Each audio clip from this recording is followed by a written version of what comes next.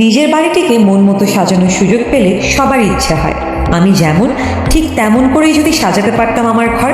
আর আমাদের ঘরের যে কয়টি অনুষঙ্গের দিকে সবার আগে চোখ যায় তার একটি হলো টাইলস। সে কারণেই বাড়ির দেয়াল কিংবা মেঝে সজ্জা আপনার মন মতো হলেই কেবল তাতে ফুটে উঠবে আপনার শখ, ভালো লাগা কিংবা ব্যক্তিত্ব। টাইলসের আকার, রং, নকশার প্যাটার্ন, এমনকি এর উপাদানের টেক্সচারও একটি বাড়ির সৌন্দর্য নির্মাণে ভূমিকা রাখে। শুরুতে রঙের কথাটাই ভাবি। টাইলসের রঙের ভিন্নতা মানেই যেন ভিন্ন ভিন্ন চরিত্রের এক একটি বাড়ি। দেয়ালের রঙের ব্যাপারে যেমন আমরা জানি যে হালকা রং স্নিগ্ধতা আর গাঢ় রং আভিজাত্যের পরিচয় দেয়, টাইলসের রঙের অর্থ অনেকটা সেরকম। এবার আসা যাক টাইলসের সজ্জায়।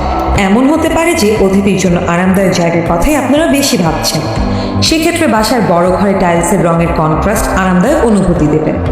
আবার অনেক বড় বাথরুমকে একটু আরামদায়ক দেখাতে চাইলে বিভিন্ন রঙের কন্ট্রাস্টে টাইলস রাখতে পারেন। বারান্দা তথা বাসার একটি প্রান্তে যদি কাঠের আদলে ডিজাইন করা টাইলস দেন তাহলে মনে হবে প্রকৃতির খুব কাছাকাছি আছেন। আর তাতে দু একটা ফুলের টব দিয়ে সাজালে তো কথাই নেই। আরেকটি গুরুত্বপূর্ণ বিষয় হলো টাইলসের সারফেস বা উপরিতলের ধরন। ম্যাট ফিনিশ বা গ্লসি, এই দুই ধরনের টাইলসের মধ্যে কোনটা কোন জায়গায় দেবেন সেটা নিয়ে ভাবনা থাকে সবসময়। যেসব জায়গা অনেক আলোকিত রাখতে চান, সবাই আসা যাওয়া করে এবং সবসময় প্রাণোচ্ছল থাকে, সেসব জায়গার জন্য হলো গ্লসি টাইলস। গেস্ট রুম, বসার ঘর, ড্রয়িং রুম এ ধরনের জায়গায় গ্লসি টাইলস দিলে জায়গাগুলো হয়ে ওঠে স্বাচ্ছন্দ্যময়।